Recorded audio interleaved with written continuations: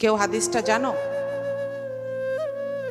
রাসূল বলছেন সাল্লাল্লাহু আলাইহি ওয়াসাল্লাম বলছেন, এমন একটা সময় আসবে যখন সানা থেকে হাদরামাউত পর্যন্ত একজন মহিলা ভ্রমণ করবে একা, কিন্তু সে বন্য পশু ছাড়া কাউকে ভয় পাবে না। তোমরা সেই দিনটার জন্য অপেক্ষা করো। আজকেই যদি আল্লাহ মাফ করুক আমি এখানে এসে বলতাম কালকে রাত্রে 12:30টায় আমার একটা ছিনতাই হয়েছে, সবাই কি বলতো? বেরিয়েছিল কেন? বলবে না?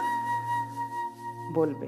অথচ আল্লাহ রাসূল সাল্লাল্লাহু আলাইহি ওয়াসাল্লাম এমন সভ্যতার ওয়াদা করেছেন, সেটাকেই ইসলামিক সভ্যতা বলেছেন, যেইটাতে একটা মেয়ে একা ট্রাভেল করতে পারবে। এই সিকিউরিটিটাকে সভ্য হওয়ার একটা প্যারামিটার হিসেবে বলেছেন।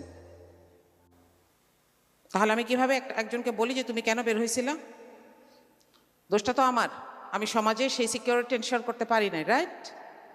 আমি যখন তিনটা জিনিস চিন্তা করি তখন আমার কাছে মনে হয় যে ইসলাম আমাকে ফ্রি করে দিয়েছে।